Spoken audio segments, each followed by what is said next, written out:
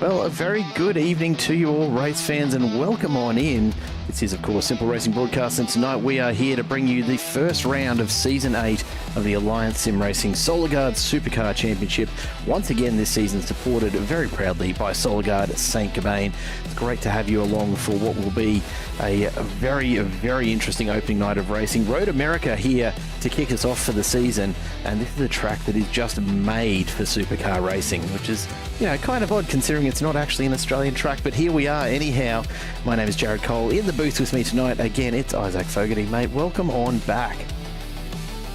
Oh, good evening, Jared. Good evening, everybody. And what a thrill to be back for Season 8 of Alliance Sim Racing. And as you said, this circuit is not an Australian track, but it is absolutely made for supercar racing. And I, for one, am very excited with the two races we have coming up this evening to see just how the drivers will tackle the field, or tackle this circuit tonight. I should say it's a new field, a fair number of new faces I'm actually seeing, plus some returning names that everyone will recognise. So I look forward to getting to see where everybody's at, who's improved over the break, who's looking like they're going to make a charge for the championship. Yeah, there has been a little bit of a changing of the guard in some of the names that we've got in this one for this season, which, look, I mean, it's going to be nice and fresh for us here in the booth, isn't it? I think look, one of the notable absences, I will say, is Wayne Walker, and after going, what was it, 3 times back to back, it will be nice to see who else might step up in the absence of Mr. Walker this season. But we'll have to wait and see how tonight plays out as to who that might be over the course of these 10 rounds. Tonight, though, as you said, 2 races, the first an 8-lap sprint, then 22 laps in race 2 with a reverse top 10 grid and 2 compulsory pit stops for the drivers to make. I think we can talk about all sorts of fun stuff for what's to come in the season ahead. But right now, we should probably head on down and check out the open qualifying. It's underway. It might give us a bit of an insight into who's going to be quick this season. What do you reckon, Isaac? I think that sounds like a great idea, Jared.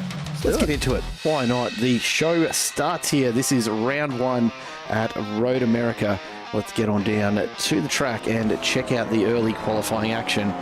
And we will open with, who have we got? Shane Patterson, one of the new names joining us for the start of this season from WKMP, joining some of his teammates here in Troy Stone Street. And who else have we got from WKMP? I'm sure there was someone else in my list here, and they've all shuffled around, although they might not be here this evening. We don't have the full driver complement here this evening either, so we will see how that one goes. Another new face is Paul Burns from 801 Sim Racing, who joins us now as he heads on out to try and improve his time. You can see already Stephen Varga sitting at the top of the pops right now with just under a 2-minute 10 opening lap as Stone Street goes to the top, and Mark Poynton jumps ahead as well.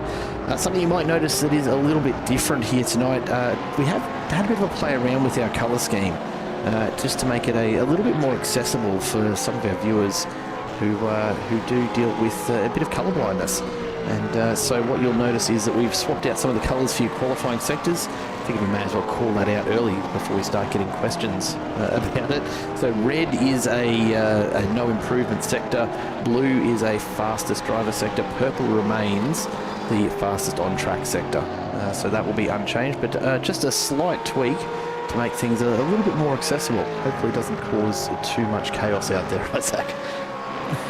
The last thing we want to do is cause chaos and confusion, but yes, as you said, it makes it much more accessible for people that suffer from a little bit of colour blindness, might mix up the colours here and there. I, for one, am absolutely one of those people that used to look at the colours and not be able to work out if someone was improving or not improving. So this will make it very clear, hopefully for everyone, as to which drivers are actually on good laps here. So we're looking at Mark Poynton right now on screen, looking at his sectors on my timing, and it looks like he's not improving on this occasion. Connor Nixon, though, quite the improvement for him at this stage. He might actually go across the line and improve. I'm just looking, there's quite a number of drivers into the lane, actually, yeah. He's another new driver this evening as well, Connor Nixon. He is, but we have seen Orbit Drop Bear Motorsport around, or maybe not in this series, but plenty of their cars entered in around a whole bunch of various comps and races around the place. It's I reckon one of the best looking liveries you'll find anywhere. It's pretty detailed, and it's a lot to take in. So, grabbing a still photo is probably best to appreciate it rather than on track. But geez, it looks awesome. I have noticed a few livery refreshes coming through already tonight. Southern Cross Racing have updated their liveries as well. You can see Andrew Listener, as he crossed the line, improves his position up to 12th there. So they've had a bit of a refresh as well. One of the others that has had a refresh as we check out Chad Vigar coming up and over the hill, and he goes at 209.928 up into 7th. So setting the tone pretty early for Angry Birds Racing there. Stephen Varga down into 3rd at the moment. The 266 guys have refreshed it slightly. Just ever so slightly, I think. Just a few tweaks here and there, or perhaps it's... Looks nice. Yeah, it's just clean. I've noticed a few liveries that have really been cleaned up quite a bit, and it makes a huge difference. Mark Point, we were looking at before, the Frog League Juiced Racing entries had a real tidy up in their livery, and it's I'm not opposed to it at all. Luke Allman again has the camera up for us and gives us a bit of an insight into his little world as he gets out there and tries to improve his time. Brad Grant is looking on track at the moment for Team AJR, sitting in 19th at the moment, but he has improved through the first 3 sectors, and a little bit of a tweak to that one as well. A little bit more silver, a little bit less red in the NZ livery this time around. So just everyone taking the downtime between seasons is a bit of an opportunity to just have a play around with them, I guess. Yeah, that's the thing, isn't it? Everyone's sort of, we've got a couple of weeks off. Let's muck around with the livery, see what we can do and make them look a lot better. And look, they already looked great before, but if that 266 Sim Sports car goes anywhere near as fast as it looks, that championship could be all but sewn up already for Luke Orman, because that car does look fast. This car also looks very well presented, the NZ logo on the side. Always looks great though, the AJR cars. Always look great. And is that an improvement for Brad Grant? I think just it is. Barely, 19th up into 18th. So Paul Burns comes across and starts his flying lap as well. Currently sitting in 13th, just waiting. There we go. Mark Poynton's back out on track. So if anyone has a good enough memory to be able to compare it side by side with last season's Frog Leap Juiced livery, this one is much brighter and very, very high contrast, which is great for us because it makes it very easy to see him out on track as well. Plenty of really nice looking liveries out there. Shane Patterson just coming up the hill, or about to sort of get towards the start finish line now. Big hello to everyone joining us in the chat. Andrew Rushworth, yeah, a bit different not having you on track, mate, but hopefully you enjoy the coverage and get a bit of transfer of enjoyment compared to being in behind the wheel. And a big hello to, I'm going to guess, Mitchell Stafford from Melbourne. G'day, mate. Good to have you along with us again this evening. Where is the number 1, Josh Harris? We were just talking about that earlier. Wayne Walker not back with us for season 8, which is going to leave a pretty gaping hole that someone will have to fill at the top end of this table.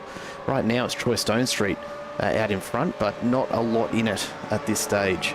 There's only a matter of tenths all the way back to P10 actually. Brett Horsell, one of the other new entries for this season from Player One Sim Gear, and getting it right into the top 10 from the very start. So he's here to make some noise by the look of things.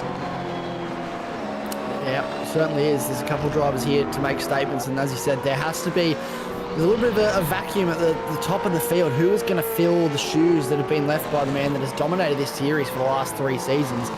Who will step up? There's no Brian Borg this evening. I believe he is racing this season, but we won't see him on track this evening. He's certainly a name to keep an eye on. He did drop into the chat earlier and just say he wasn't sure he was going to make it. So yeah, might get there, but might not. Someone who has made it, Matty Morgan, back again. Good to have you, my friend. Yep. Matty Morgan and Jason Bentz as well out there. He hasn't set a representative time in qualifying yet, Jason Bentz. He's only on a 2:21, which is well off the pace. So I think he's just sort of warming up to a flying lap here.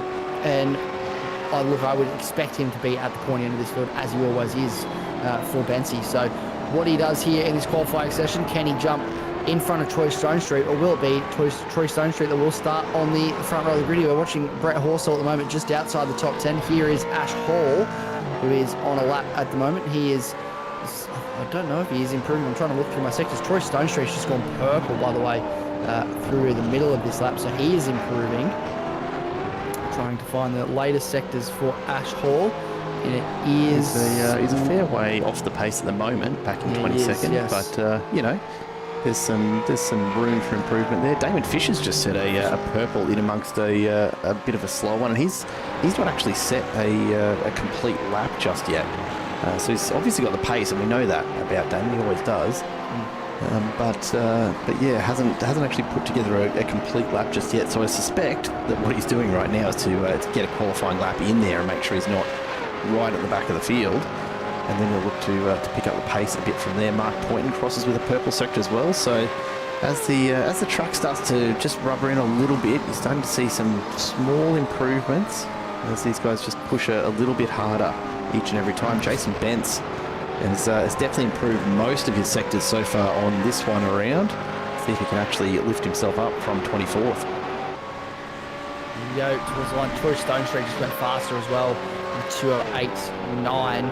Jason Bentz, what is it going to be across the line? He jumps up into 5th with a 2:09. 2:09.4 for Bentz. So he's about 5 tenths away with 6 minutes now remaining in this session. And it is a bit unusual us having an open qualifying session with these guys. It's not every round that has an open qualifying session. It's usually lone qualifying and a couple of laps to set your best, but it does add a nice little touch. Ray Smith just seeming to have a few little connection hiccups, so hopefully that gets resolved before the racing gets underway, because Road America, it's not one of those tracks where you want people popping in and out, is it? It's one that these guys are going to be pushing right to the absolute limits, particularly in the braking zones. When you take a look at the track map of this place, it's supercar heaven. Turn 1, turn 3, turn 5 especially, and then of course Canada Corner at turn 12. They are classic supercar overtaking opportunities. Huge run-ups in long straights coming up to them, and then massive braking zones. I reckon that's where we're going to see most of the moves happen tonight, but there's a few other opportunities around the track as well.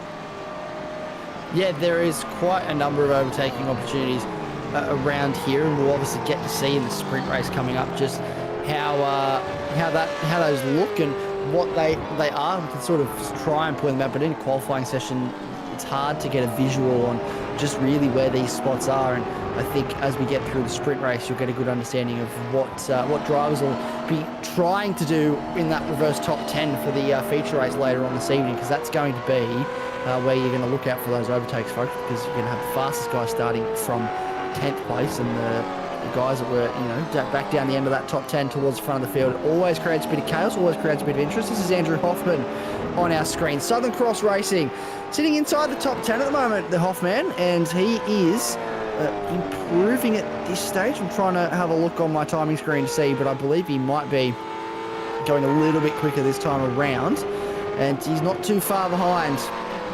Well, only about 8.5 tenths, so look, a couple tenths here and there will get him some very handy positions, but most drivers in front of him back out onto the field, or onto the track, I should say, to get another lap in, to set another lap before the end of the session, although Luke Ullman and Troy Stonestreet seem pretty content with sitting in the lane.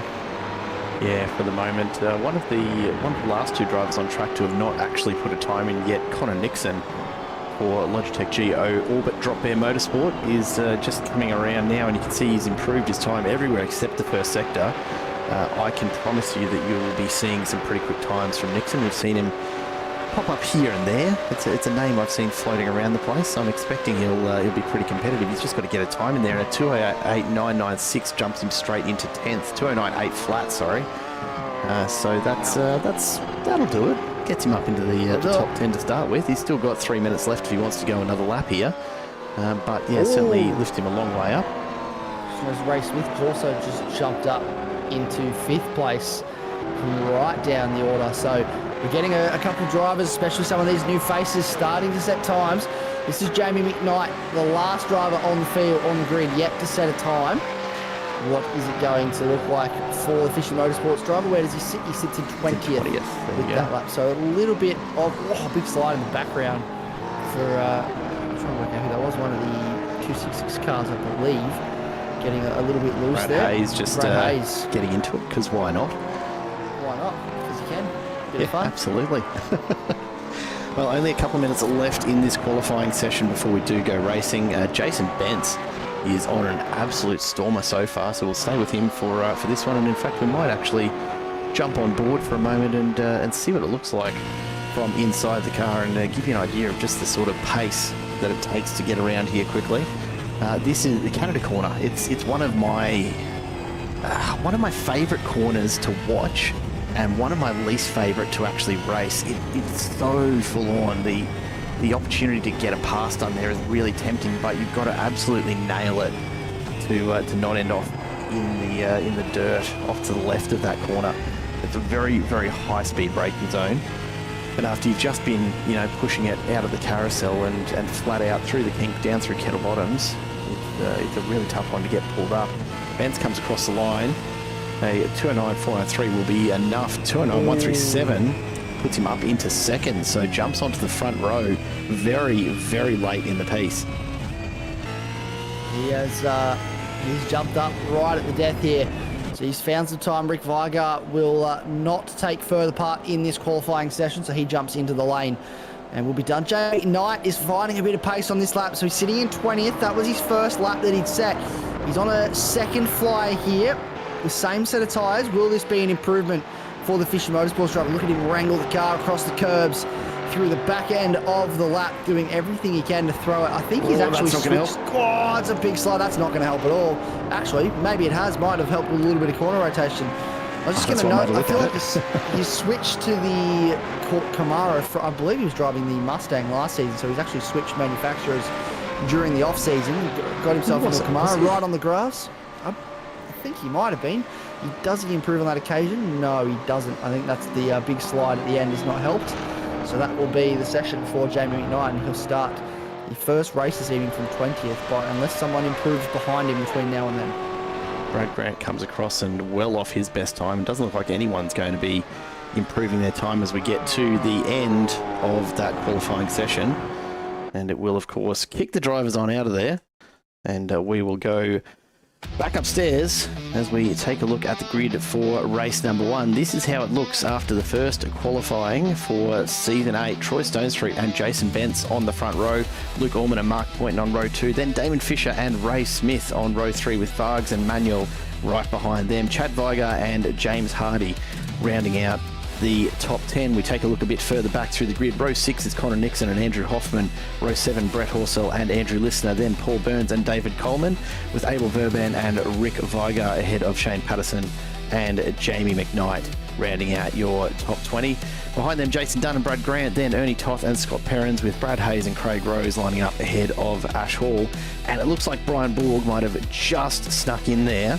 He is going to take the grid for race number 1, which is awesome work for Borgie to get in there and actually make it in time for the first race. Tim Nicol and Todd Martin in race control tonight. And you can just see Martin having a bit of a chat to the drivers pre-race at the moment as they get ready to go racing here for the first race. The thing I will point out, the Cup Trophy has been rebalanced. All of the drivers with the silver background are Cup Trophy competitors, which is effectively we'll call it amateur class, for lack of a better way of putting it. Virtually everyone's ended up pretty well gathered together on the grid, which says to me they've got that pretty well right, I reckon. But we'll see how it plays out over the course of a race distance. 8 laps, the sprint to get it started. And we'll have to wait and see just whether it stays that way, whether there's a bit of movement through this pack.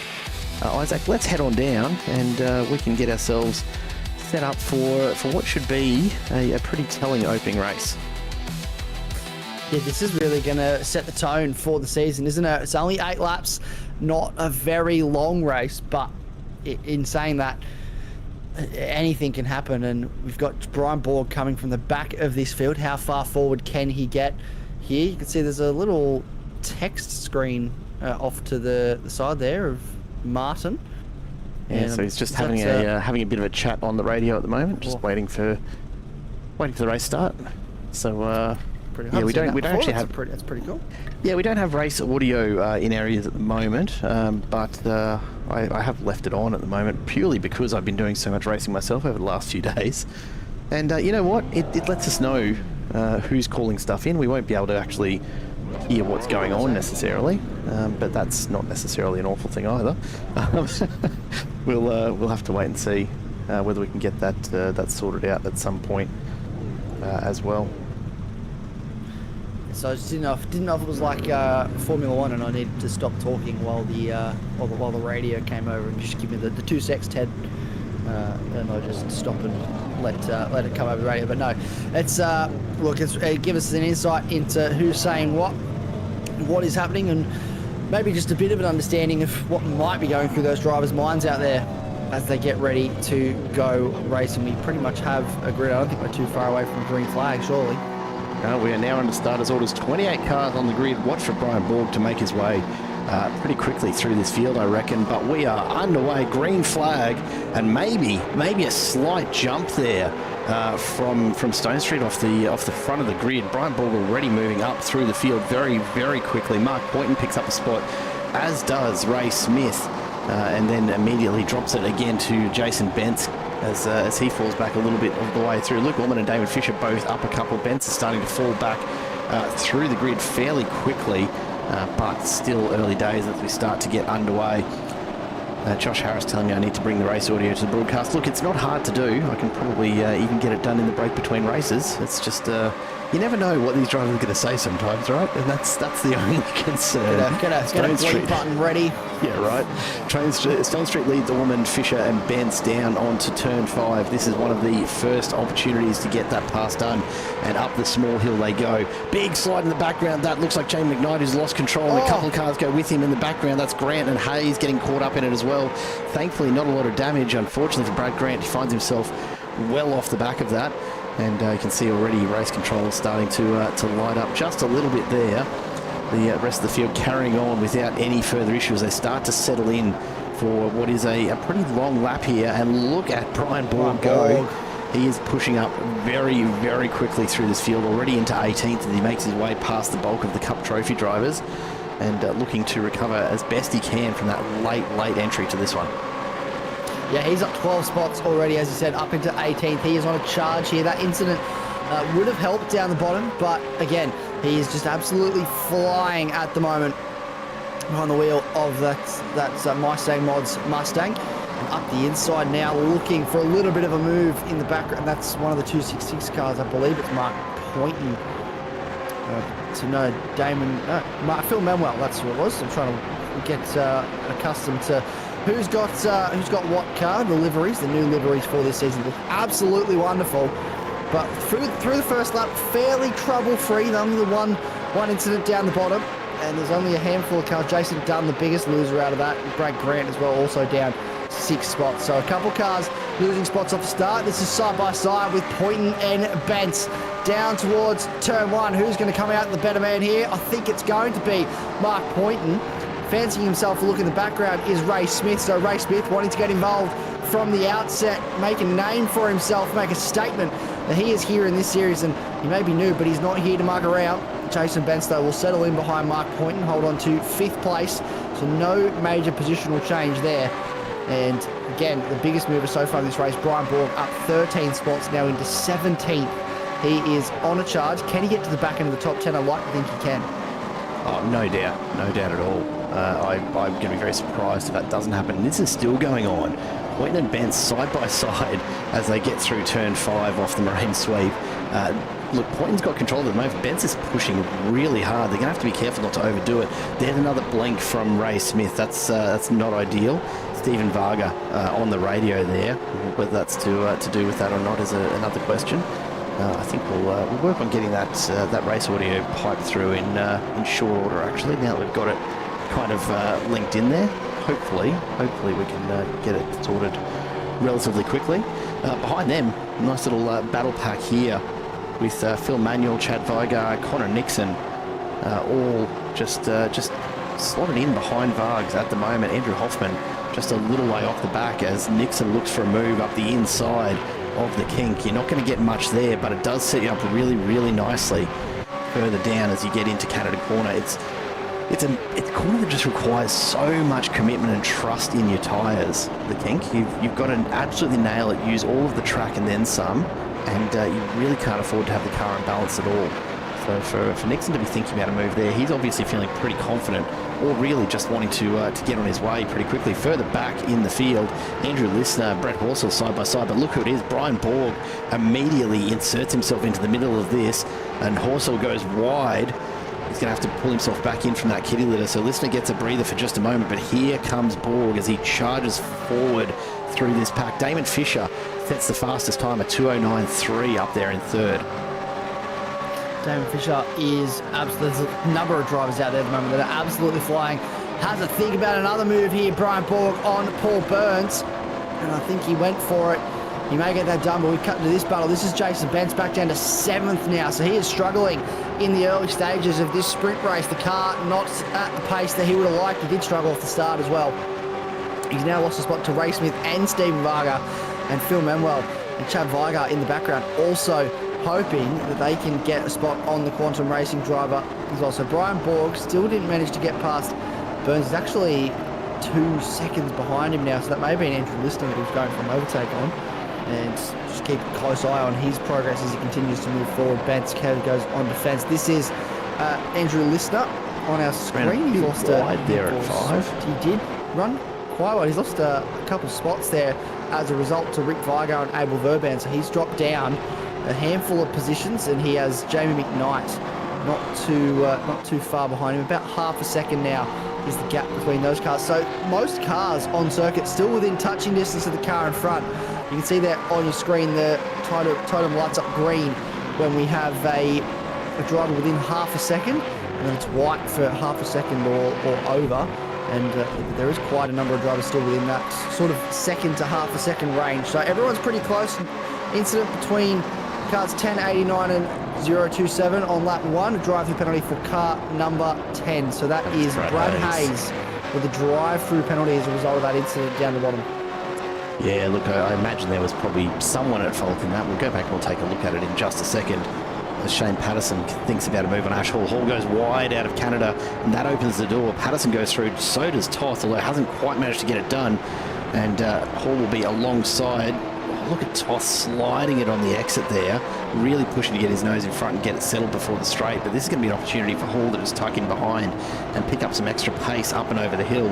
I don't think this one's done just yet. No, definitely not done yet at all. This is going to continue all the way down to turn 1. The long run down the front straight. One of the longest, well, this is the longest straight on this circuit. Plenty of opportunity for Slipstream. He's going to have to go the long way around. He wants to get it done here, Ash Hall, but he's not able to at this stage. This is now Stephen Varga, Jason Bentz. So Jason Bentz trying to come back at his teammate, his Quantum teammate, and cut across the nose and get that position back on Stephen Varga. So that's a move back up into 6th.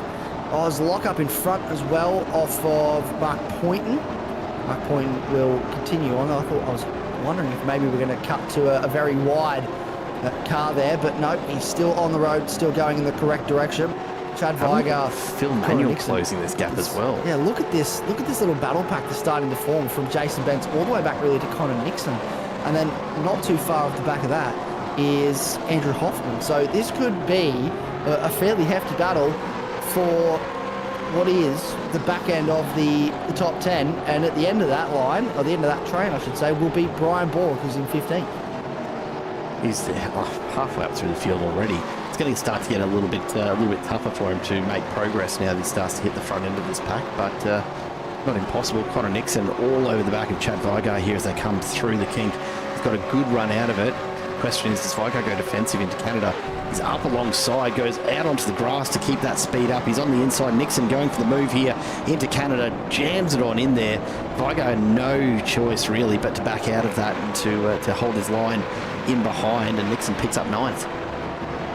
Yep, a wonderful move from Connor Nixon, another one of the debutants here at ASR this evening, and this is a very lovely looking Logitech livery on the car. I'm a bit partial to a Logitech. It's the wheel that I use for all my sim racing that I do. Obviously, you know, my expert sim racer I am.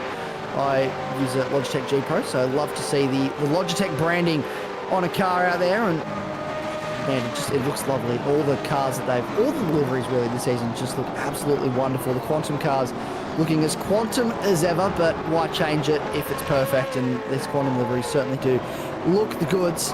Jason Benz continues to lead this train though. Up the inside is Jamie McKnight on Andrew Listener, and he runs wide though, so Listener will have the opportunity to come back at him here on the run down the hill in towards the braking zone. Heavy braking zone at where are we at? Trying to work out where we are, folks, on the circuit. 3. So braking zone at 3.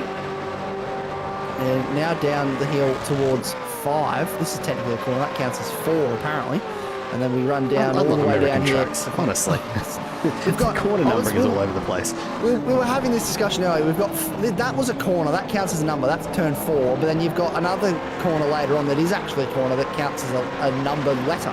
So it's like 12A or something. I don't understand. And the carousel counts as 2 corners. Go figure. I don't understand how that works, but I feel like if I'm going to question it, I'd be here all evening and I'd probably lose my mind. So I may as well just move on and just accept that this is how it is. But that was a lovely overtake, and this is a replay. So this is what happened with Brad Grant, the drive-through. Someone, Varga, a little touch up in the back there, and he just carried too much speed into the corner. I feel like that was.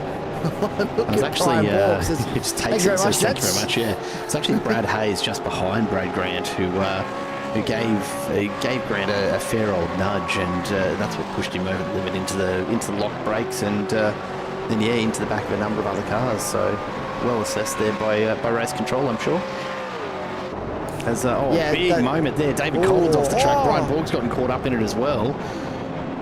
Looks like he survived okay. We'll have to go back and have a look and see what's happened there, because there was another car caught up and I didn't quite catch. So David Coleman on the way in, the 801 entry of Paul Burns. Oh, big contact from Borg up the inside of Coleman. Borg just carried too much speed into the corner and unfortunately has made contact with Coleman. So I have no doubt race control will view that as a penalty. Todd Martin, you can see there. So race control already active on being and making sure that they are known they are aware of that incident. And I'm sure that will be looked at quick smart by race control. We'll get a verdict on that in no time at all, because time penalties will apply for this race and result in an adjustment to where you start in race number 2. So they need to get on those pretty quick for this sprint race. We're on lap 6, so we're towards the pointy end already. Time absolutely flies when you're having fun. It absolutely does, and we should have race control audio piping through now. So we'll see how this goes. We'll see if I can actually keep my thoughts on track with race control in my ear. Unfortunately for you, Isaac, you're not going to be able to hear it, but just trust me, it's happening. Trust. Just trust. Out in front, these two still carrying on. Stone Street and Allman have not been more than about half a second apart since the very, very start of this race. Allman picked up a spot from 3rd on the grid, and he has been absolutely locked in behind Stone Street. What is interesting is that Stone Street's entered under WKMP. He's wearing an 801 livery, so I might have to check that out with him and see if he's had a change of teams, or if he's just not changed across from another event, or what the go is there. But these things happen. Yeah, they certainly do. So hopefully that'll we'll get that clarified with Stone Street. That way we maybe know exactly what's going on there, because I don't know. It's interesting when we have, as you said, we have him down as WKMP Sim Sports, but the livery is different. So these things absolutely do happen. Drivers race for different teams across different series, and you have to make sure between each race that you go into trading paints and load the correct livery. So he hasn't gone. 640 race control. Could be an issue. Got Coleman over the. Go ahead, 640. I don't know what the turn is for lap 5. Just look at the turning. Copy. That's an American. David Coleman just calling in that contact with Borg, I believe, on lap 5. There we go. Yep. But we'll check. It might have actually even been. It looks as though Coleman had another incident just after that. We'll go back and take a quick look, because he may have been referring to another moment here. And no, he's just had some troubles getting it going again with the amount of kitty litter he's picked up which is not surprising because he definitely picked up a huge amount of it. It's all over the track now. We're with Phil Manuel at the moment, who had a bit of an off-track moment, lost a couple of spots and finds himself just on the tail end of that reverse top 10 grid as we start to get towards the end of this race. We've got about a lap and a half to go here for the leaders. And Stone Street and Norman, there's a bit more of a gap starting to open up, so Stone Street controlling this one from the front.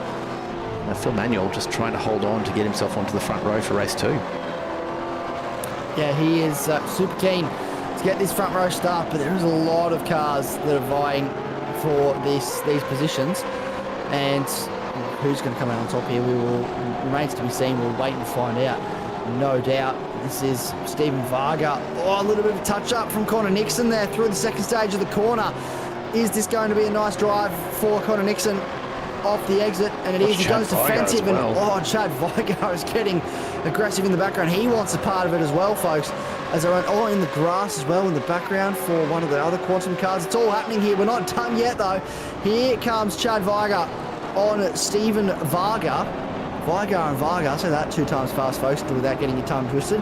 Incident on lap 5 between car 017 and car 110 regarding moving on the brakes with no further action. Incident also on lap 5 between car 640 and car 017. It's a drive-through penalty to car 017. Race control giving us the update there. So no further action on one of the earlier incidents, but a drive-through for Brian Borg, which, look, honestly, you had to expect there.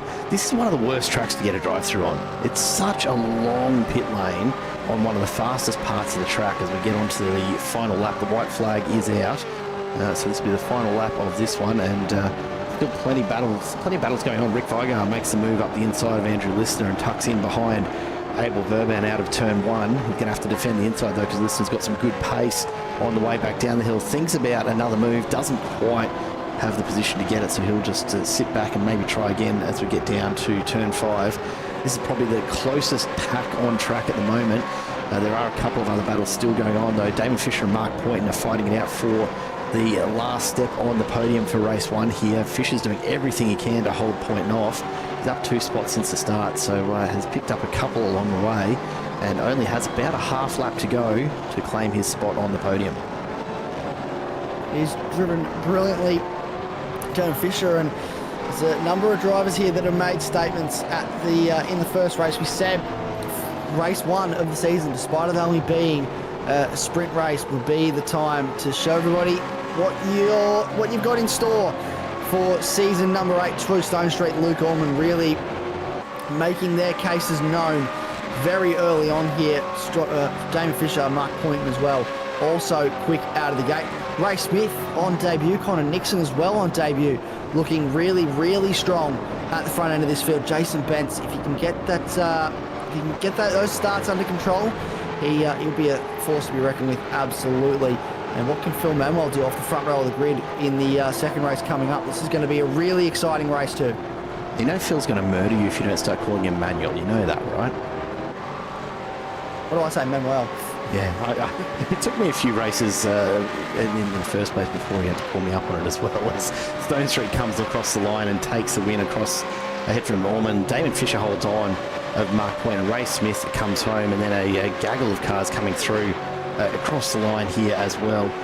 The rest of the field will kind of just flow through from here. There's not much left in the battle out there, save for this group, but fairly spaced out by the time they do get to the line. So Verban, Vigar and Listener ahead of Toth. And just a few drivers left now to get across. Brad Horsell not having the best start with his little excursion into the dirt, finds himself in 20th, and Dunn and Perrins behind them. Craig Rose coming home in 23rd. Taking a look at the Cup Trophy spread though, Isaac, I reckon it's pretty well set up by the look of things. It does look pretty well set up. James Hardy the highest in 12th place, and it's Abel Verban and Ernie Toth 15th and 18th. Everyone else super close together. Dunn, Perrins, Rose, Hall, Hazen, Grant all in with each other. So the only sort of mix in that group is Brian Borg, who had sort of that drive-through right at the end as across the line comes Brad Hayes. We're just waiting on Brad Grant and David Coleman, the last two cars, to cross the line. And yeah, what a way to open Season 8. That was pretty action-packed. Although, it felt a little bit tame. There was a lot that happened, but it still felt, in the grand scheme of things, in terms of supercars racing, it did feel a little bit tame. Yeah, but, it's the first round of the season. There's a lot of new faces. You do want to see... what everyone's got without actually pushing it too hard in that opening salvo. As we see Brad Grant make his way to the line to take 27th. The last driver on track will be David Coleman, as he comes across the line as well. And we'll go and we'll take a look at the results. I'm going to have to do a quick reload of our broadcast software by the look of things, because it's decided not to let me click buttons. Weren't we having this issue the other night as well, Isaac? Oh, look, we love technology. Technology always works. There's never any an innovation to ever appear, and I think finally we have it back. But no, if things work perfectly, I would probably lose my mind, because I swear my sanity is held together by the fact that things will never work perfectly when you need them to. Well, let's take a look and see how it wraps up for race 1. And Troy Stonestreet takes the win, almost a second ahead of Luke Allman in the end, but it was much closer than that throughout most of that first race. Damon Fisher and Mark Poynton in third and fourth, then Smith and Bentz ahead of Vigar and Varga. Phil Manuel and Andrew Hoffman rounding out the top 10, which will be reversed for race number 2. James Hardy just missing out on that in 11th, with Paul Burns and Jamie McKnight behind him. Abel Verban and Rick Vigar, then Andrew Listener and Ernie Toth, with Patterson, Horsell and Dunn rounding out your top 20. Further back through the pack, Scotty Perrins ahead of Craig Rose and Ash Hall, the Quantum Racing trio finishing 21st, 22nd and 23rd. Brian Borg ending up back in 24th with that late drive-through, so he'll have some work to do in race 2 as well. Brad Hayes and Brad Grant, 25th and 26th, and David Coleman finishes in 27th, just ahead of the lead lap by the look of things. So not the race that a few of them might have wanted to start their season with, I'm sure, but we do have a longer second race ahead and some time for them to just try and make that up. Absolutely, there is time for drivers now to really start to make up that time. Brian Borg will be one of those, but he started from the back of the grid in race number 1, and he was up 13 spots before we really got to the end of lap number 1. So I have no doubt in my mind that he will be on a charge in this second race. If he can stay out of trouble, he is a threat to the back end, not just the back end of the top 10, but the back end of the top 5 here. Copy, Jamie. Now this is something we're going to have to figure out is muting the race radio in between rounds. I think is probably something we're going to have to do at some point. So we'll get that figured out anyhow. We've got a bit of trivia going on in the chat. What 4-cylinder car won at Bathurst? The answer being a Mini Minor, and a few others as well from Bob, the Cooper S, the VW Beetle, and Escort as well. Yeah, it's not always the V8s, is it? No, sometimes it's the little cars that pack a little bit of a punch, and we've got the 6 hour coming up this weekend at Bathurst, and I don't think we'll see too many V8s out and about for that one in the main race. It's mostly turbocharged BMW inline 4s and V6s these days, so it's very much similar to that Mini Cooper. But in saying that, tonight we still have 22 laps of V8s and very loud roaring V8s around Road America. I'm just trying to picture, Jared Cole, what it's going to look like as we run out of 3 down through what is technically a corner at 4 and into the double left-hander at 5 and 6, because that's where all the trouble happened on lap 1 last time. Will we see something similar this time around? Oh, look, it's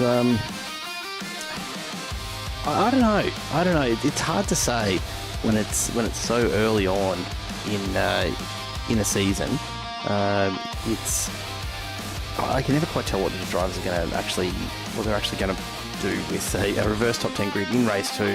How hard they're going to push. Yeah, so many new faces, and the lack of a few faces in particular has got me a little stumped at the moment, honestly, as to what to expect.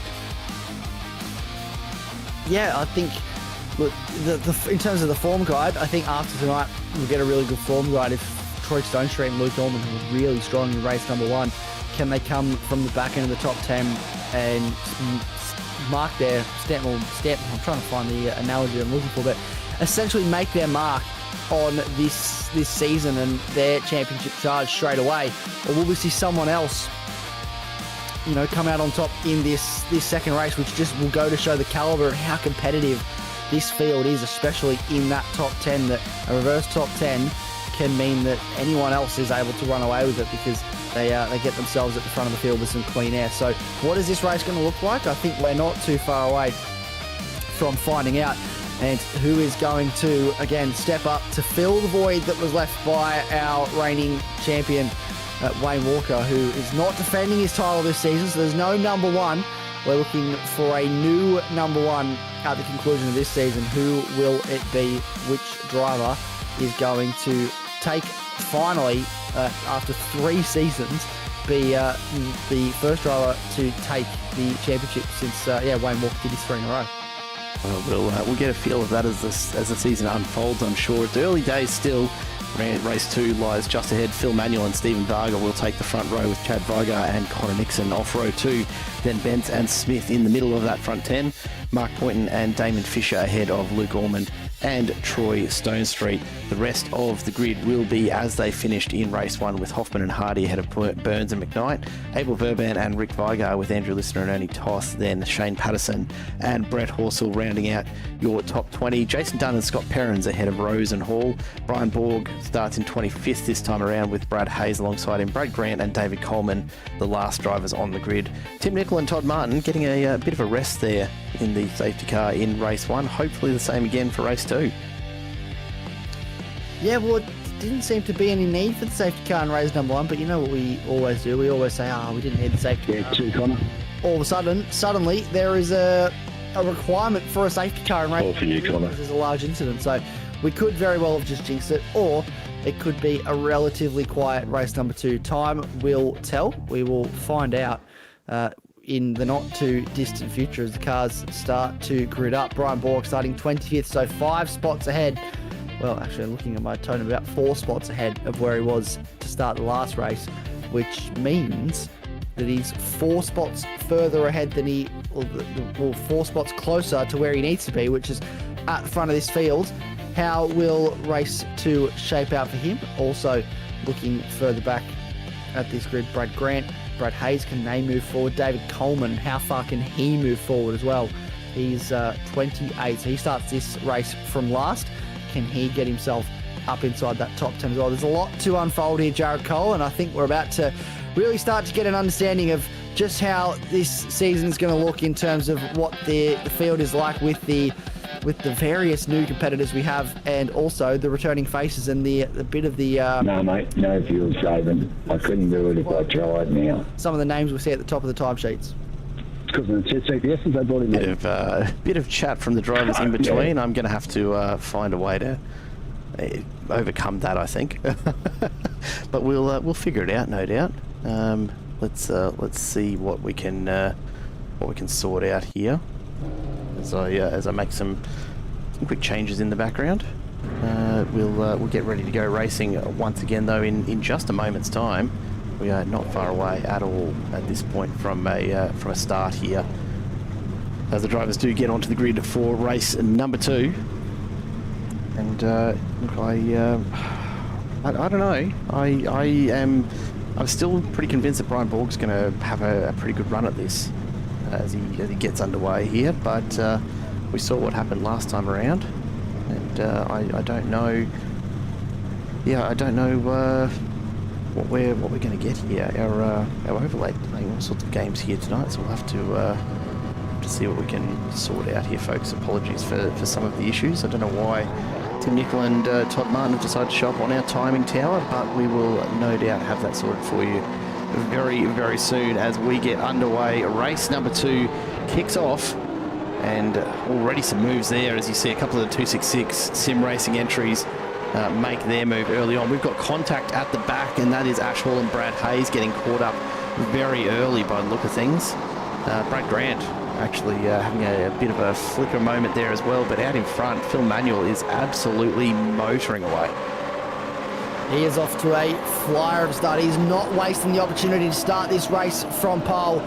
You can see multiple drivers side by side through 3, down the back straight now into 4 under the we're real cheese people sign, the Sargento Bridge, and on the heavy brakes now into 5.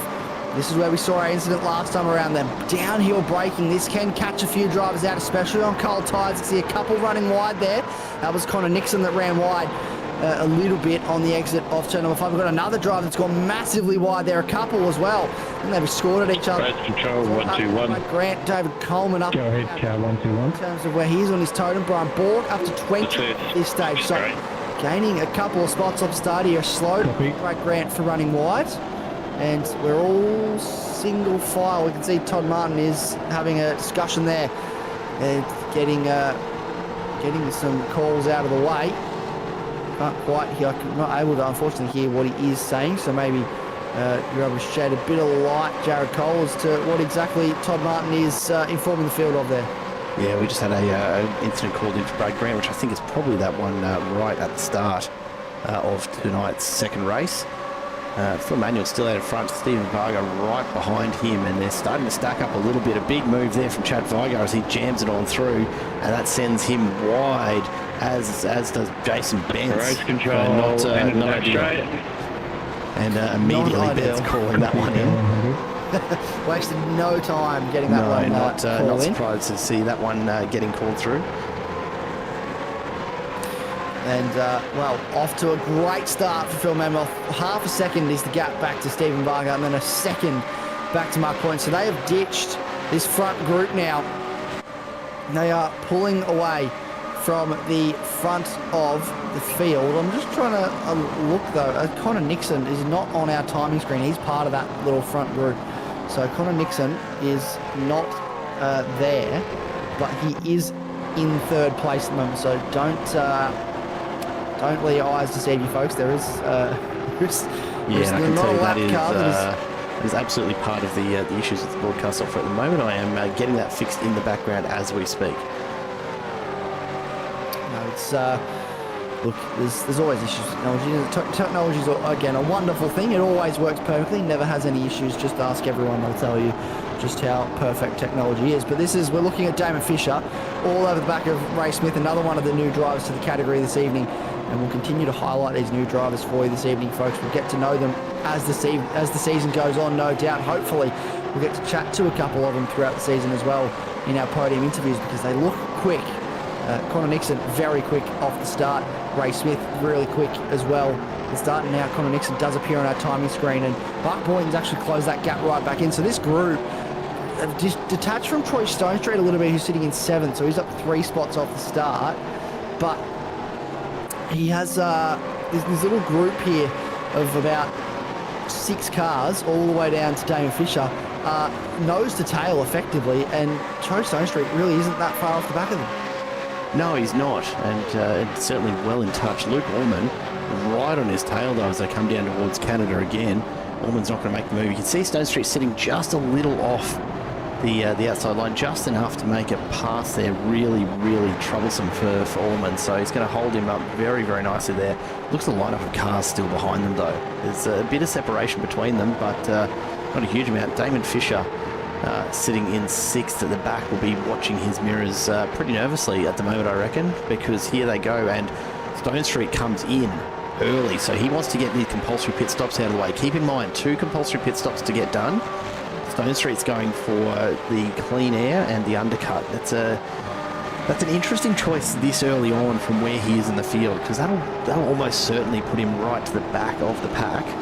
And that means he's going to have to fight through a lot of traffic unless everyone does, come into the pits at about the same time. This battle up the front, meanwhile, continues. Phil Manuel still leading this race ahead of Stephen Varga, Connor Nixon, Mark Point, and Ray Smith all in it, as is Damon Fisher. Yeah, I was going to say, this would be music to Phil Manuel's ears watching this little battle with Nixon and Varga especially, because this could create a little bit of breathing room if Varga's more focused on looking backwards than he is at looking forwards. A bit of blip there, flickering for Ray Smith. He does appear back. There's nothing scarier than a car flickering on your screen just when you're trying to battle, because you don't know if you can turn in, if the car's going to be there or not for the corner. So hopefully that's sorted out. But yeah, look at Varg starting to skip away. Phil Manuel. I'll say it correctly. I apologise, Phil. Phil Manuel starting to skip away a little bit now, up to just over half a second into outside that half a second range where it comes up as green on our timing screen. But Connor Nixon putting Vargs under a fair amount of pressure still, and Mark Poynton also not letting this little group out of his sight. Up the inside now, Connor Nixon shows the nose. That is a bold place to go for a move. I think that was more just the psychological game there of shoving the nose to let him know he's there. Now he draws alongside, down the back straight, into a very heavy braking zone. We've seen a couple cars come together here, but it's pretty clean at this stage. It's a move up into second for Connor Nixon, and Mark Poynton will follow him through on Varg. So Varg loses 2 spots in the one corner, and unfortunately he's now back down into 4th place, but Connor Nixon moves into second, Mark Poynton into 3rd. Yeah, and it looked really unfortunate for Vargs. Once he got pushed wide through Canada there by Nixon, it was always going to leave the door open for Poynton, and Poynton absolutely jumping at the opportunity. Why wouldn't you? As he manages to stay with Nixon, and now Nixon's defending hard. Poynton's moving side to side just to try and throw him off as they come into the braking zone for turn 1. He doesn't want to use too much time here though, because look at Phil Manuel out to 1.2 seconds ahead and continuing to grow that gap. He's taken full advantage of this battle, hasn't he? He's seen that Phil Manuel has seen that these guys are just sort of going at it in the background. He's taken the opportunity to skip away, run away, if you will, from this group of cars out to over a second now. Poynton is trying to make a move here on Connor Nixon. Thinks about a move up the inside. And Ray Smith as well in the background now sizing up Stephen Varga. So Varga's going to lose another spot here, drop to 5th place. Troy Stone Street and Brian Borg. So we've got cars in the pit lane. Varga and Horsell in the lane. Coleman as well. I think he had a black flag. He does have a black flag to his name. So Coleman serving the drive-through. Jason Bentz has also pitted. So Stone Street is the first of the cars that have stopped. Brian Borg is the second. So that's down in 23rd. He's the first of the cars that have completed their first of 2 compulsory pit stops. So I'd imagine if we do get a safety car at any point for some reason, we'll see pretty much every single driver come in to serve a compulsory pit stop.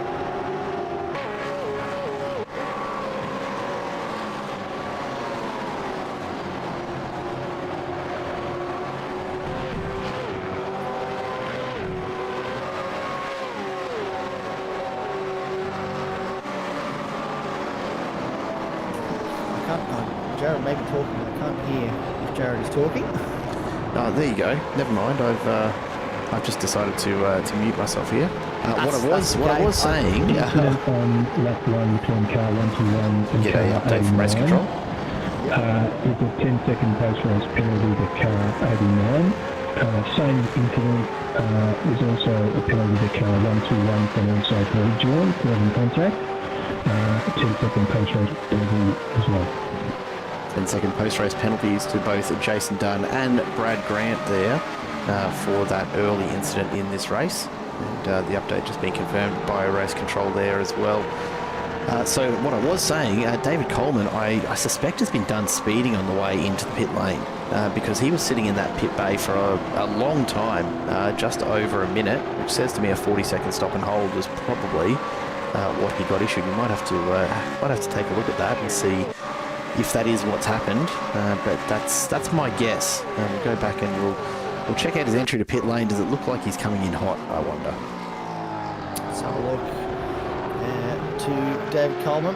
What does his potential look like? Here we go. Peels off to the right-hand side of the track. Yeah, very hot, it does seem, into the lane, so that's quite quick for David Coleman. And I think he probably knew as well that he definitely came in too hot there. There's not a lot of tolerance either in iRacing. You really got to get that pace down before you hit the pit bay. If you don't, you are sitting for 40 seconds. Yeah, very, very little tolerance at all for it, which does make life interesting at times. 27 pit lane penalties. That's Chad Weiger for the contact with car 100. That's Jason Bent, so that's the result of that. So we have to come through the lane at some point and serve that drive-through. That he will. And the pit lane rules are something that's a little bit unique to ASR. They do have some very specific rules around staying in the fast lane of the pits as you go through, so I imagine that's probably something to do with that one. And car 27 with a drive-through penalty of car 27. Good after formation control. It's just confirming the issue we've just seen there. I'm just working away still on being able to potentially mute that, so we'll see if it works next time we do get a call in. Phil Manuel has come to the lane. So the leader of this race, Stephen Varga as well, Damon Fisher, Jamie McKnight, and Burns have all dived in. So Connor Nixon and Harris lead of this race from Mark Poynton. So these two are still battling. And this could be key for Stephen Varga here, actually. If these two are going to battle away like they are, it could cost them time. Stephen Varga, if he has a bit of clean air, could find himself in a key position here to maybe gain a couple spots on these guys. Whereas Troy Stone Street, everyone's still in the lane. Stone Street down in 19th, coming towards the final corner now, onto the front straight. The others aren't moving towards pit exit just yet. And now Burns does move towards Burns on his way out. Here we go. What is this going to look like? Where is Stone Street going to come out in relation to these guys? And I think he's going to come out behind Manuel, but he's going to jump Stephen Varga. And quite a number of cars are actually going to jump Stephen Varga. So did Varga put more fuel in there? Varga spent quite a bit of time in the pit bay, actually 25 seconds in the pit bay, which is frankly huge, the amount of time there. So I'm guessing that he's taken on a bit of extra fuel. Maybe he's taken a set of tyres. Yeah, look, maybe the other guys have decided to just try and stretch those tyres out a bit further this time around. That could be something to do with it. But we'll wait and see. Stone Street, though, still has a bit of a gap to make up, just over a second and a half to Phil Manuel ahead. So we'll see how that balances out when Nixon and Poynton do come into the bay. Right now, though, they're enjoying their time out in front. Ray Smith just a second or so off the back of this pair as well. Keeping in mind that these guys, in fact, right through to Phil Manuel, the top 11, have yet to make their first of the 2 compulsory stops. Yes, they are still yet to pit. The top 10, top 11. Yes, so coming in now. Poynton and Smith both in. Abel Verwin coming in. Just to make lies out of us. Toss. Let's see if everyone else follows through as well. Further back in the pack, there are a couple of little battles going on after the first pit stop. And this is one of the things about the 2 compulsory pit stops, as Jason Bentz runs very, very wide through the kink there, all the way out onto the grass. It does tend to really mix the field up until you get to that second stop. It's very, very hard to tell exactly where you're going to land, because so much can happen in between those 2 pits. And just with the timing and the clean air that you get coming out of them, it does tend to really shake the field up for this mid-section of the race. So expect to see some different pairings on track than what you maybe have been seeing in race 1. If you're not familiar with this layout, then we'll see how it rolls. Yeah, look, this is the first time I've had the privilege of commentating supercars at Road America. I've watched a little bit of racing here before. This is Stone Street and Poynton. So this is 4 position. Both of these guys are stopped. And Poynton has not long actually come out of the lane. He's just served his pit stop, and he's just come out behind Troy, or in front of Troy Stone Street, I should say. So this is actually Troy Stone Street with tyres up to temperature. He's going to look for a move here down the hill, up the inside on Poynton. Poynton will probably not make too much of a point of that at this stage. He goes for the switchback, though. So this could come into play into 6. So on the exit of 5, he went for the switchback, a little bit crossed up on the run into 6. Carries it a little bit deep through the corner, but gets the car stopped and will hold on to the position. And as these tyres start to come up, the pace will be in favour of Mark Point. He stops much later. Troy Stone Street, if I get the data up here, did in fact stop on lap number 2. We are now on lap number 7, so classes lap number 6 is the time that Mark Poynton stopped. So 4 laps fresher tyres, which doesn't seem like a lot, but it can make all the difference, especially on a supercar. Oh, huge difference. Those first 3 laps are so critical on these tyres, and particularly at high-speed, high-load circuits like Road America, you're going to see a big difference in the lap times that these guys are capable of.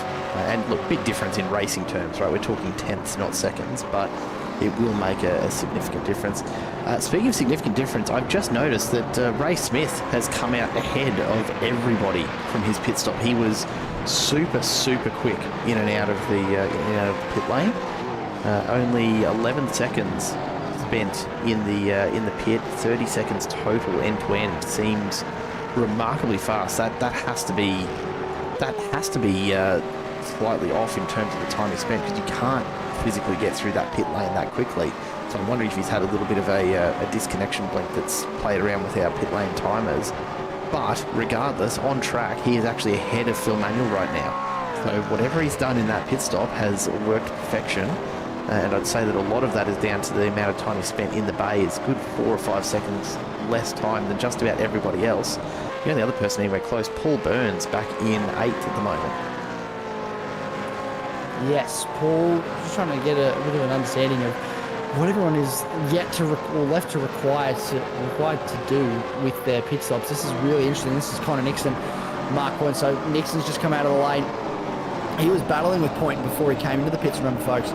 So this is a continuation of that battle. A 5-second time penalty for a pit lane rule breach for car 121. So that's Jason Dunn. And I believe what that rule breach is they're only allowed to travel so many pit boxes in the, not inside the fast lane, so across the boxes. They have to be in the fast lane for I think it's 10 garages. They're only allowed to cross 10 garages. Car 77, Abel Verban, also falling ill of that rule. I believe that's the rule they were falling ill. I'll have to go back and refresh myself, but from memory it's only actually 5 bays. So you've really got to be in that fast lane all the way to your pit bay, which is, looks pretty reasonable. Is what you'd expect from any real-world racing.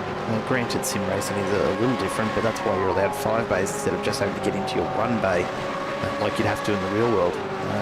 Driving through 10 other pit bays and past 10 other pit teams is probably not advisable in the real world. As we see the 266 cars of Fisher and Allman go side by side through Canada. Damon Fisher carries on. Luke Allman's just going to tuck in behind for the moment. It's one of those things that just adds a little layer of added realism to the ASR seasons.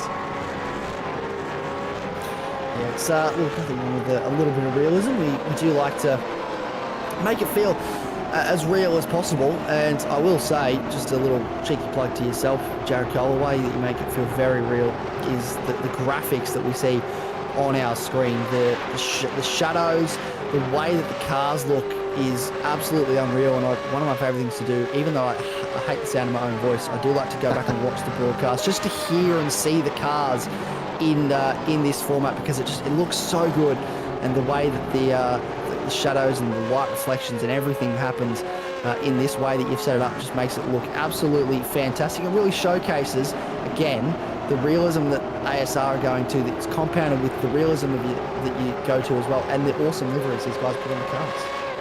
What was the challenge of being in the booth, right, is that you don't actually get to experience the full broadcast. Like I can see from everything in front of us here that we're getting good audio through from the cars and all of that, but I don't actually hear it in my headset, which it does make things a little interesting. But we do the best to just try and make up for that by understanding what we should be hearing anyway. Chad Vigo and Brad Grant, 25th and 26th at the moment, battling it out. There are starting to be a few packs just coming together. Craig Rose out in front at the moment has not made his first pit stop. He is the only driver on track yet to make that first stop, as we see Ray Smith starting to catch up and indeed pass Rose on the way down towards Canada. Ray Smith, I'll tell you what, where did he come from? Out of nowhere, out in front, and absolutely blitzing away. He's almost 3 seconds ahead of Phil Manuel. That undercut is Well, yeah, it is an overcut, isn't it? It really has been just the short amount of time that he's spent in the bay. I wonder if that's going to come back to bite him with a longer second stop, though. Yeah, that's it definitely will. He will have to serve a longer stop if he can build a bit of a gap here, though, to a few drivers. That could be crucial. Rose is in the pits. Craig Rose into the lane. So Phil Manuel, Nixon, Poynton, Stone Street, and then Burns and Fisher. They've all served probably what I would say is a relatively even first stop. So they'll have a similar amount of time in the lane for stop number 2, whereas Smith, it's going to be blown out the time he has to spend in the lane for the second stop compared to the first. So I'm going to be really interested to see what happens and just exactly where he does pop out. But he's got pace at the moment. He is 3 seconds ahead of Phil Memo, and he is not slowing down. He's pushing. He's done a 2:10.4 on the last lap. Phil Manuel only did a 2:11.0, so he's 6 times quicker than Manuel on that last lap. And just to show the pace of the fresher tyres as well, Connor Nixon a 2:09.41 on that last lap, the fastest lap of the race so far. He is absolutely flying, and he's going to be all over Phil Manuel for quite some time now. He's 3/10 off the back at the moment, and I don't think that's going to last very long. We're watching further back through the field, Hoffman, Toth and Verban in this battle for 16th. And I'm not entirely sure whether this will continue to be the battle pack through the rest of this race, because we've still got that extra stop to come. I think we're going to see quite a bit more changing of the guard here as we get through the second stop, and I think a lot of it's going to have to do with the real varied times that we've seen people spend in that pit bay. Phil Manuel's run wide there, a bit of a slide on the grass, gets it under control, but that opens the door for Nixon, who's just says thank you very much, locked himself in front. He'll move up into second place, and he'll now start to pull away and try and leave Mark Point and Troy Stone Street back here with Manuel if he can. Yeah, he is pushing hard. Now we come to Jamie McKnight up the inside of Rick Vigar, under brakes. And that is a lovely move from Jamie McKnight, but I don't think it's done. Oh, it's contact in the wall! Massive hit into the wall for Jamie McKnight. Rick Vigar follows him and immediately on the radio to make a call to race control, because that is a heavy... Could see the safety car and throw strategies into disarray. It's a heavy hit. Yeah, big hit there. We'll go back and we'll take another look at that in a moment. You'd see already we're seeing a few people have heard that call come through. Look at the numbers coming in for that second pit stop. I think there's a lot of it all. A big moment for Ray Smith. He's running very deep, and that's brought him right back in here to this chasing group, and Ray Smith starts to fall back into the middle of it. It does. McKnight is still on the radio, just trying to look to see if we might see a safety car. I think Tim Nicol he's jumped into the car. He's not moving just yet. I think he's waiting to see if they can get McKnight. McKnight has a meatball flag, and he is moving, albeit very slowly. But everyone is scrambled for a pit stop. Safety car.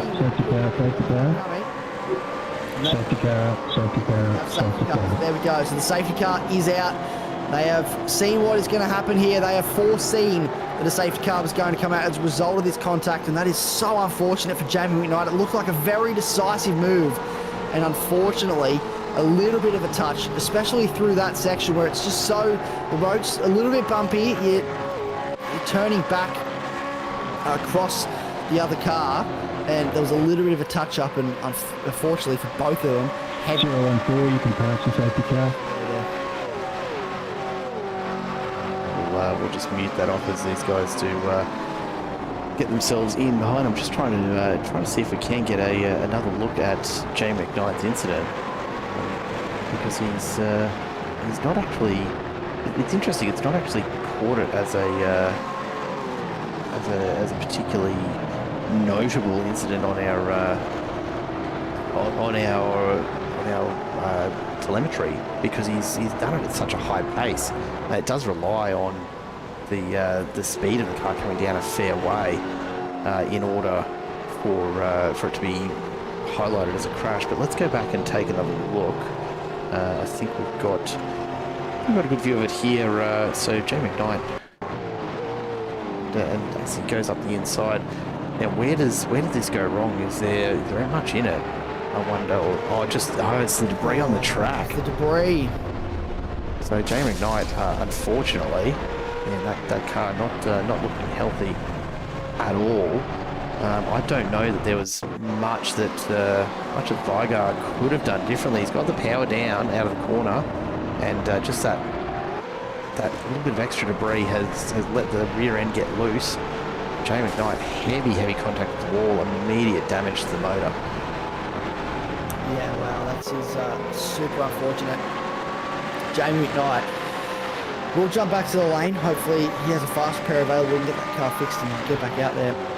We'll wait and see. So the safety car, who has not elected to serve this? No, everyone has served their second pit stop. So I was about to say, is there anyone that's decided to buck the trend? And as a result of that pit stop being served and everyone now serving that second pit stop, Connor Nixon leads this race. His first round in ASR, and by absolutely nailing that strategy and having very quick pace, he's the fastest up of the race so far with a 2:09.4. He has now found himself in control of this field. Yeah, and look, just right place, right time has certainly helped him. But he was already on the move as it was. I think the biggest loser out of this safety car has got to be Ray Smith, because he's found himself, dropping back after that off-track excursion, and not long after that, the safety car gets called and he finds himself stuck a little bit further back through the pack than he was probably intending. So not a great deal that he could have really done completely differently there. But that's just the nature of it. Sometimes the timing just isn't there, and you end up a few spots further back than you might have otherwise found yourself. The Chubby Buns safety car, though, out on track at the moment, leading our drivers around. We're just about at the midway point of this race, and everyone has made their 2 compulsory stops. The question now will be, who's got the sprint legs for the next 10 laps? All of the drivers will be on pretty fresh tyres. I think Ray Smith actually might have the better tyres here. He came in on lap 12, so start of this lap by the look of things, which is, look, I don't know how accurate that is. I actually think that might be again to do with his connection issues. That's actually picked him up as going into the pits after he's already come in, because I can't imagine how he'd be in 5th if he had pitted on this lap. So I'm going to assume that lap 11. There's a few drivers that pitted that one spot earlier.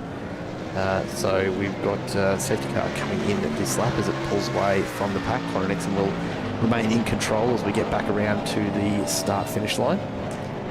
The drivers that did pit in that little bit earlier, Brian Borg, so he's sitting in 10th at the moment. You've got Paul Burns came in, Brett Horsell, Andrew Hoffman, Ernie Toth all came in, as did Rick Vigar, Craig Rose and Chad Vigar further back in the pack as well. But Brian Borg coming in that little bit earlier finds himself in 10th. He's up 15 spots so far. Not a huge leap to imagine that he's going to be really challenging from here to get up towards the front end of this pack over the second half of the race. Yeah, it's just trying to look who is in a round in front of him. Look, there's a big ask here for a number of drivers. I think Connor Nixon has to feel like he's in a strong spot. Troy Stonestreet up 7 spots. He has been quick all evening. He could be in a prime spot to win this race. We get to go green again, and he goes early. Does Connor Nixon? He's gutsed it up out halfway through that final corner. He wants to go as quickly as possible, not dwell on the fact that he has to lead a safety car restart here, and he has bolted about half a second already back to Mark Poynton, who's tried to go with him and has already left Troy Stonestreet behind by about half a second as well. So everyone's getting a relatively quick start here. No one was interested in mucking around. You see some drivers like to, especially Wayne Walker, used to like to drag everyone as long as possible down that straight, make them wait as long as possible. But here, Connor Nixon has gone, I'm just going to go for it. And I think that sometimes is absolutely the best way to do it. Ray Smith, what can he do from 5th place? He was leading this race, looked in control earlier. He has been one of the fastest cars out on circuit all day. Can he continue that? He has a couple of connection issues happening at the moment. Can he get on top of those? Can they stabilise enough for him to finish this race and what would be a very strong performance? Yeah, look, it's going to be a pretty nice finish for him regardless, but it's definitely caused some issues. I think it's probably caused more issues for the drivers around him, to be honest, and it's been nothing but luck that it hasn't happened at some of the more challenging parts of the track. So I expect that the stewards will be keeping a pretty close eye on that, and we'll have a chat to him about it if necessary. It hasn't caused any dramas yet, and this is one of those tracks that would really test it out, right? Because there's some very, very high-speed corners where when a car disappears in front of you, it can be really, really disconcerting. As we see Mark Poynton starting to try and reel in Connor Nixon, who's had just a bit of a moment through the kink. Troy Stonestreet goes through on Poynton as well, though. So a bit of a reversal behind him. Nixon stays ahead for the moment as Mark Poynton calls something in there. We'll see if we can get some audio here. Next lap. So Poynton obviously not happy with something that's just happened in that overtake. Doesn't seem very. Lap 13, back straight. The context of that was, but he wasn't happy about Copy. it. And he's having back and forth conversations with Todd Martin. So there's conversations that are continuing to happen there with Mark Poynton and Todd Martin. And what comes out of that, we'll have to wait and see. Ray Smith continuing to have those little connection issues for Manuel in 6th. Incident on lap 10 between car 027 and car 014 as a drive-through penalty to car 014. And there we go, drive-through penalty for one of the earlier incidents. That's Rick Vigar and Jamie McKnight. So no great surprises in that one. No surprises at all. That's unfortunately for Rick Vigar will result in a drive-through. Ash Hall also has a drive-through, but I believe that's for accumulated incident points. Yeah, that's not ideal, is it? That's Ash Hall has just had a bit of a shocker tonight. It's not been a lot of fun for him back there at the back end of the pack. Just a few too many off tracks. All coming together. Scott Perrins, Rick Vigar and Chad Vigar in a battle for 22nd of the Quantum and Angry Birds teams, as always, battling it out hard here. But have a look at this front group. The gap here is only about half a second at most between any of the top 10 drivers. That is a very, very tight front group. Not surprising off the back of a safety car, but no one giving really anything up at this stage. Jason Bentz further back is starting to try and challenge Brian Borg a bit here if he can, as they get on through the kink, and look at the pace as they come through there. And it looks like Bentz is going to get up the inside here. Borg's going to defend hard. They're pumping panels on the way through. Bentz is most of the way through by the time it happens and does take that spot. Brian Borg, can he respond? That is the question. Brian Borg, he was in 10th in the safety car restart, found himself up a spot, now loses that spot back to Jason Bentz. These guys were at the tippy top of the field last season. They'll want to resume that form as we get stuck into season 8. Connor Nixon about 3/10 back to Troy Stonestreet now. Poynton losing a little bit of time. He's about half a second away, and then another half a second back to Ray Smith. Across the line now. Lap 15 of 22. So 8 laps remaining, including this one. We are about 33 minutes into the race, so still, I don't know, I don't feel like it's been a massively long time behind the wheel. Probably felt like a little bit longer due to the fact that we had the safety car, so it dragged everything out just a little bit, but it feels like it's been going by pretty quickly tonight, and these guys are running out of laps, running out of opportunities to get something done, and Troy Stonestreet absolutely knows that. He is searching for a way past Connor Nixon. He wants to make it 2 on the trot here tonight, get 2 in a row to start the season and start his account very strongly. Connor Nixon will be absolutely keen to hold on to this lead spot though. Looking behind, this is a nice train forming, all within half a second, all the way back to Damon Fisher. Well, Ernie Tots around out of 5. There's been big contact in amongst all that. Perrins calling that in straight away. It's a lot of cars calling in straight away here and getting their side of the story heard. Go back and we'll take a look at that, because I do wonder if there was anything in that with Toth as well, or if Perrins has had a separate incident as that's all happened. We do have the race control audio muted for just a moment. Let's go back and take a look at any Toths first of all.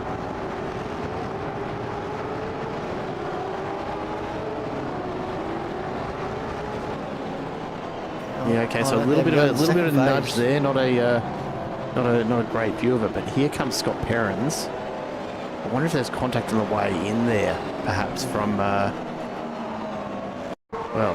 let's take a look. This is the view from Perrins. So in the background, one of the AJR cars. Is there a bit of a nudge here? There certainly is, a big nudge, and Jamie McKnight just manages to nudge him back the right way. But not surprised to see that one called in. This is carrying on. Jason Benz really keen to get further up through this field. He's right on the tail of Damon Fisher. He's had a great run out of the final turn. Gets alongside into turn one. He's almost going to... Oh, big lock up there. Benz flies out to the outside. Has to avoid his teammate in Varga. And that's going to cost him a couple of spots. James Hardy's going to catch up to him now. Phil Manuel, meanwhile, in amongst it all, is all over the back of Ray Smith, looking for a way past Mark Point, and a bit of a wiggle on the way out of the turn. And down the Marine sweep we go again. In the background, keep your eye on Damon Fisher and Brian Borg as well. Out in front, Connor Nixon and Troy Stone Street have opened up a little bit of a gap here, 2.5 seconds. But they are still locked in it as well. In the background, here we go. Brian Borg looking him up the inside there. Looks to take another spot if he can. He's going to have a real crack at Stephen Varga here. He's not going to get there quite in time to make it for this turn. But his intentions are very, very clear. Yeah, absolutely. Very, very clear. And just looking at... Oh, yeah, there we go. Just getting the right... I've been... Look, we spoke at the top of the broadcast, Jared, about, we changed the colours on the qualifying to help people with colour blindness. I am said person with one of said people with colour blindness, and I've just been informed reliably that I've been calling it out as green as within half a second all night. It's actually orange, which if that doesn't highlight the colour blindness that I don't know what will, but I apologise, folks. That is actually in fact orange and not green. I'll make sure I get that right from now. But that's the thing, isn't it? It's look, everyone sees things a little bit differently, and it's good to know that now that I know it's orange, I do actually go, oh yeah, I can see how that is orange, and look at this battle on our screen, Mark Poynton. Call it a community service announcement though. If anyone out there has been watching this going, oh yeah, the timing tower's green, yeah, maybe get that colour blindness checked out. Yeah, maybe do a colourblind. I did one the other day just to prove that I was actually colourblind to someone, and yep, I can't see colours. Well, not very well anyway. I do try. Look at this big moment here. Off the road. Varga. What happened? I have no idea. That's Phil Manuel. We'll have to go back and see what's happened. That is very strange. It was side by side with Poynton. He hasn't quite flagged as going off track, so to speak. But geez, he must have only just kept 2 tyres on the very, very edge of that painted line there.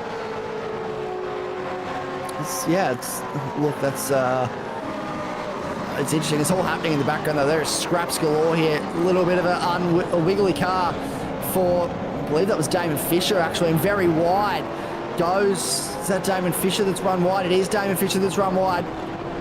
Into turn 5, in through 6 now. This is Borg up into 5th, so he does get to the top 5.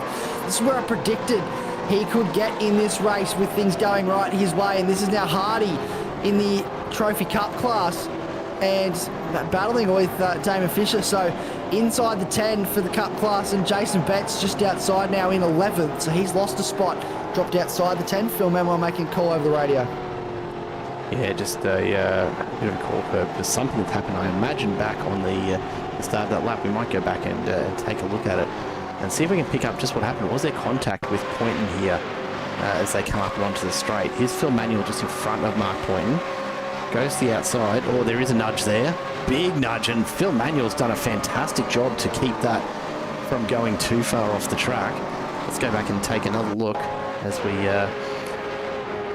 Well, have a look at the control here. Look at the big shunt he gets and just manages to keep it straight.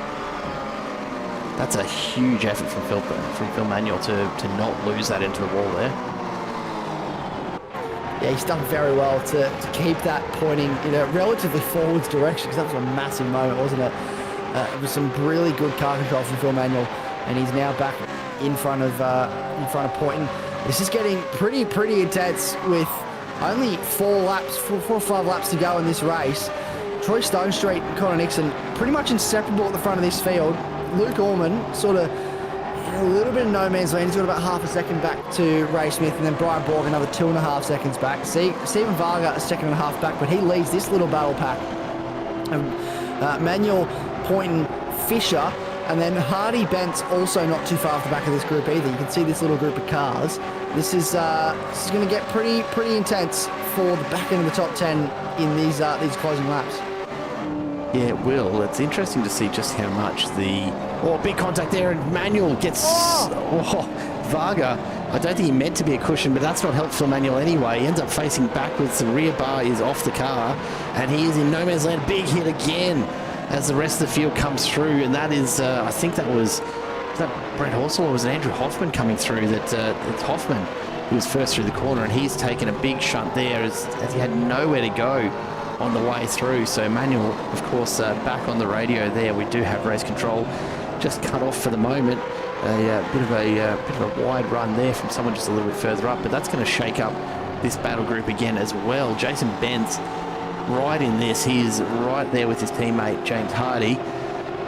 Well, geez, where do you go with that? It's it just shows how much these guys are pushing, and this is race 2 of round 1, folks. This is not the championship decider yet, but everyone knows how important all of these points are right from the start here.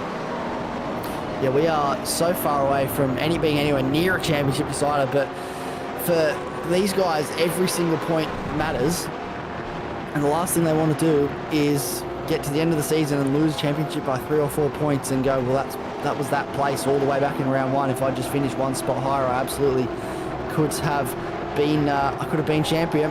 That's the last thing they want. So this is Damon Fisher. Here's a little bit of breathing room now. This is the battle for the lead of the race. So we've sort of neglected this a little bit considering what's been happening further down the pack, Cole, but this is not alleviated for Connor Nixon. He's been feeling the pressure from Troy Stonestreet right throughout the back end of this race, ever since he got past Mike Poynton following the safety car restart. He has been applying the blowtorch to the back of the ODBM Mustang. He has, and look, I can't say I'm unhappy to see it. You know, we've saw all through last season that by the point of this stage of the race, you'd have usually Wayne Walker off in front by about 7 or 8 seconds. Nixon and Stonestreet keeping each other really, really honest here, and it is giving an opportunity for Luke Orman to try and close the gap. Ray Smith caught up to Orman, incidentally, so there's not a lot of space there. You can see in the background Orman doing everything he can at the moment to just try and hold Ray Smith in 4th place. I don't know how much longer he's going to be able to do that. A 10-second penalty for car 121, that's Jason Dunn, for contact with Ernie Toth. So that will be that incident in turn 5 that we went back and took a look at a little earlier on. There's going to be a few penalties on the way, I suspect. Yeah, I think there's going to be a couple of post-race penalties handed out to a few of these drivers. And very wide from Luke Orman, and here comes Ray Smith. That's the door he needed, the opening he needed to get up in the 3rd spot, take the podium away from the 266 driver, and that is up the inside into the braking zone for Ray Smith, an upper spot. Luke Orman now needs to work hard to try and get that back. He blinking. If there's any more blinking that happens from Ray Smith, that may make it a little difficult for Luke Orman to work out his car placement. Obviously, if the car disappears and then suddenly reappears, that's the last thing you want. But keep an eye in the background. There's a very fast charging Brian Borg. A drive-through penalty for Mark Poynton, and that will not be a very good thing to see for his race either. He will be... That's an iRacing black flag, incidentally. That's incident points. So nothing that he's done. He's straight in the lane to serve it. See that blinking there, right there from Ray Smith. So this is what makes it hard for Luke Allman to get that spot back now is the unpredictability of whether if he goes for an overtake and Ray Smith bleats and disappears, where does he reappear on the racetrack? He has to trust that he's aware of where he is and where both cars are on circuit. Up the inside, Horsell thinking about a move on Hoffman. Chad Weiger also sitting in behind this. So this is for, where are we looking at on track now? We're looking at 12th place on the road. This is just where Mark Poynton actually was before he came in for his drive-through penalty that he's serving. And this is a very, very spicy battle. So we're lap 20 of 22, almost to the end of this race, Jared Cole. I don't think we've gone a lap without some sort of action, some sort of pressure, and there is no more pressure happening at the moment than at the front of this field, even in this battle, right throughout the grid. Yeah, the hardest part for us is catching all of them at the moment, because there's not a massive battle pack left, but what you've got is two or three small 2 or 3 car battles just going on for the various positions. This one with Hoffman, Horsell and Weiger, it's been going on for a little while, and we've just kind of been waiting for a moment to cut to it. But Andrew Lister is caught up in one as well. Paul Burns is just on the back there for 11th, and these two are going to take it all the way to the line. Brian Borg is up 20 positions. He's now in 5th, but I don't know whether or not he's going to have much of a shot at it. That said, he is closing in really, really quickly on Luke Allman and Ray Smith, and these guys might actually be in a three-way battle for the bottom of the podium.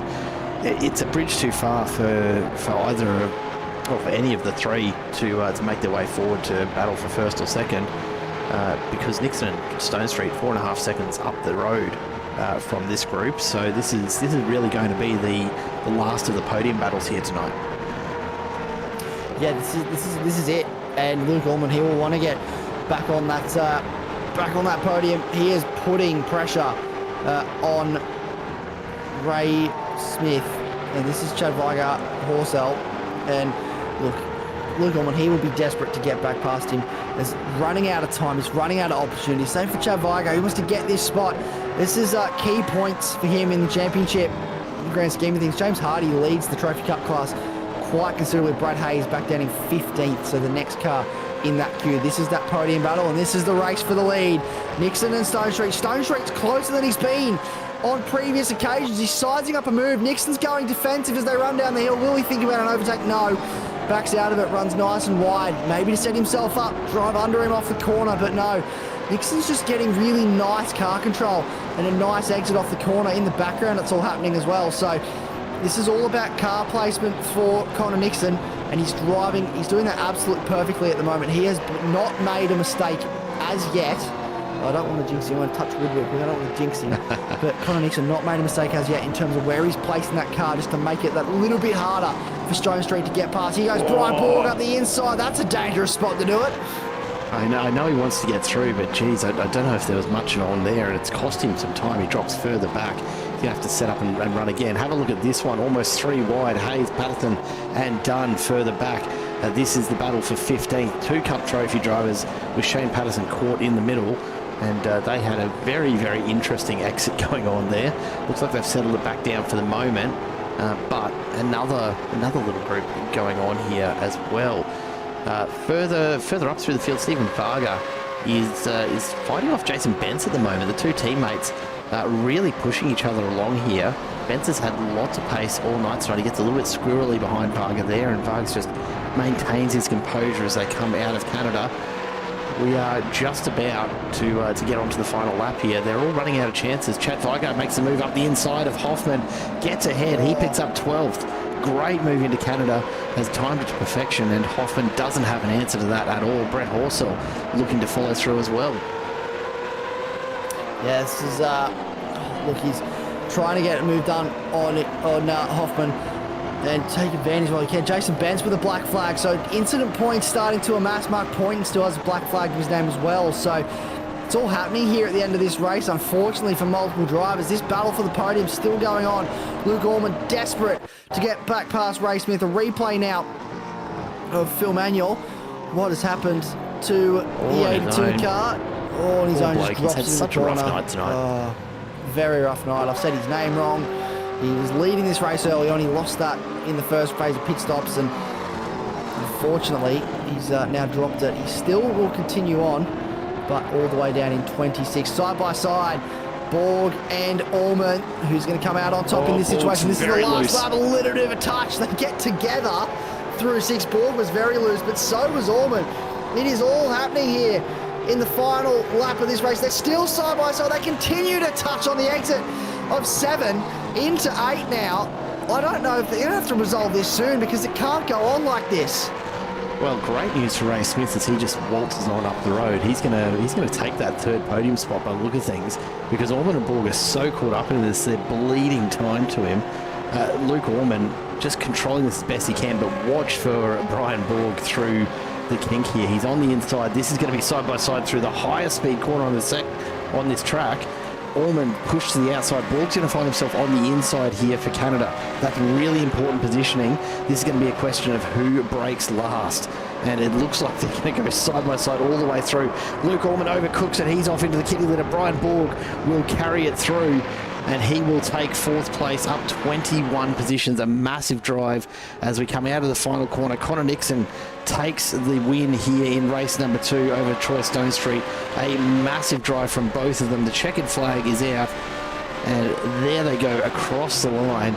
Ray Smith will come home with an easy 3rd in the end. Look at this to the line though, as Jason Benz peels off, and look at this, they're bumping doors all the way. I think Vargas is going to hold Orman, only just though. There's 1/100th of a second in it across the line, and Luke Orman, I wonder if he's calling in some of that door-to-door rubbing his racing type approach there. Jason Dunn, Shane Patterson ahead, Ernie Toth behind. These guys have spread themselves out a little further by the time the end has come around. But what a finish for Vargs and Orman. What a finish. You don't get much closer than that across the line, do you, folks? 0.01 of a second. That is absolutely nothing in it. This is Rick Vigar and Brad Grant, which is also going to be pretty close. Not as close, but it still is going to be close across the line for 20th place at the back of the top 20. See a couple guys, Connor Nixon, celebrating what is an absolutely spectacular victory. First night in ASR, and he's already etched a win next to his name and made a statement, I feel, about what he's going to do this season in terms of challenging some of these guys that have been here for many, many seasons. He's saying, hey, I'm going to throw hands. We're going to be up the top with some of the best. Now, what is interesting, though, Isaac, Jason Benz, yes, Chad Vigar, Ash Hall all crossing the line with black flags. Their drive-through. So that is going to be very, very interesting when it comes time to take a look at the actual results, because they'll all have roughly 40-second penalties to their names. So let's go and take a look and see what we've got in terms of the official results. They've come through from the stewards. This is, of course, excluding any post-race penalties, but Connor Nixon will retain his win ahead of Stone Street, Smith, Borg and Fisher. I'll tell you what, that was a battle for the ages that ended just a little too soon, although I will say it was Orman, not Fisher, who was caught up in it. Damon Fisher does get 5th, though. Stephen Varga and Luke Orman, look at that gap, 13.634, 13.645, less than 1/100th of a second really in that. Well, call it a 100th and a touch in that. My maths is not great at this time of night, folks. James Hardy really outperforming the other Cup Trophy drivers tonight. He picks up 8th. Andrew Listener and Paul Burns round out your top 10. Then Brett Horsell and Andrew Hoffman ahead of Brad Hayes. Shane Patterson comes home in 14th, with Jason Dunn and Ernie Toth ahead of Scott Perrins and Brad Grant, who incidentally only finished 300th apart there as well. Rick Vigar and Craig Rose behind them, rounding out your top 20. As we take a look further back in the field, Jason Bentz ends up in 21st with Abel Verban behind him and Phil Manuel a little further back. Mark Poynton and Chad Vigar 24th and 25th, with Ash Hall in 26th. Jamie McKnight and David Coleman unfortunately not completing the race tonight. Or rather, Jamie McKnight completing it a lap down. David Coleman having that big issue right from the start. Well, that was a very interesting way to kick off the start of the season, wasn't it? I think that's a little bit of an understatement, but yes, very, very interesting indeed. Electric is what I would use for it. There was action aplenty throughout both races this evening. One safety car, which we didn't see one in the sprint race, but I feel like if we don't see one in the sprint race, we're always almost guaranteed to see one in the feature race. We've got to get the statistics on that because I feel like we always will see one in a longer feature race. So what a night, what a result for a lot of these drivers. A couple hard luck stories out there, of course. David Coleman, one of those that, look, he will bounce back next round, no doubt, but tonight will be a little bit disappointing, I'm sure. But I look forward to seeing him bounce back at round 2 next week. But for Connor Nixon, Troy Stonestreet, and a handful of other drivers as well, Ray Smith also on debut, it's been a great night and a very successful night, and a great way to open their championship account.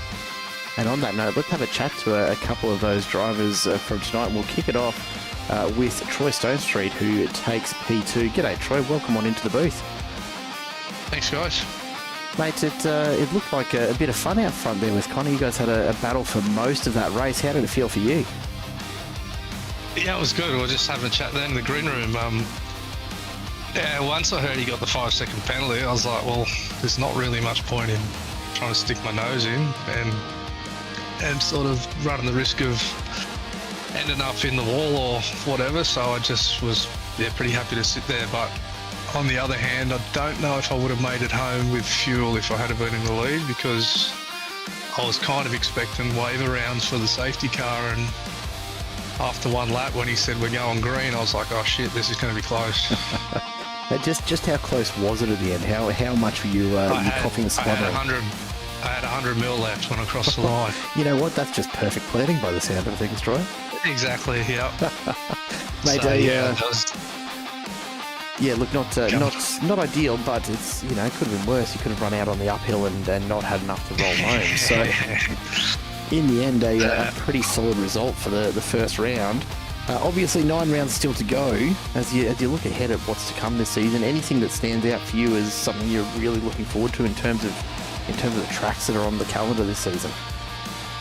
Oh, I'm looking forward to the new one. I did some laps there last week when it came out with the boys, and it's a fun little street circuit. I can't think of the name of it at the moment. Petersburg. St. Petersburg, yeah. It's a cracker, but it'll be carnage with a big pack in these cars.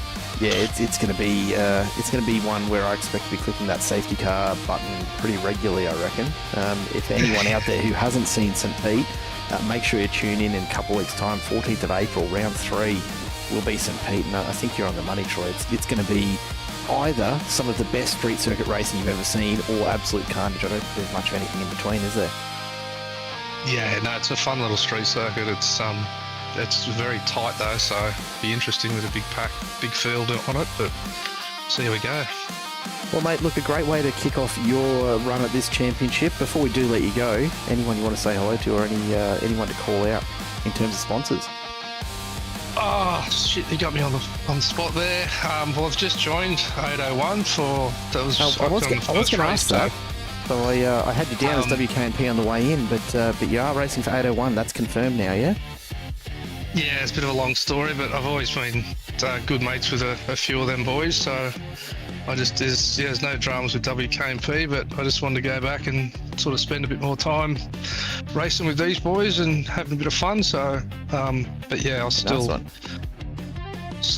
involved with the WKNP boys a little bit as well. So, a bit of a foot in both camps, but it's been enjoying the last week since I swapped over, and bit of a different schedule, I guess you'd say, but and thanks to Race Control, all the other drivers, you guys in the broadcasts, it's always fun and good of you to get everyone to give up their time, so appreciate it. Mate, thanks for dropping by to have a chat to us, and hopefully the first of many conversations we get to have with you this season, hey? Yeah, one at a time. One at a time, absolutely. Thanks, Troy. Appreciate it. All right, thanks, boys. Troy Stonestreet there. Look, P2 on track, but looks like he'll take the win with that post-race penalty for Connor Nixon, who will bring on in to the booth now. G'day, Connor. How are you? Yeah, good, mate. Yourself? Doing well. How are you? You've got to be sweating after that one. That looks like a fair effort tonight. Yeah, dude. It was full on. Didn't really expect much out of tonight, but came away with the biscuits, which look, I'll take it. That's for sure.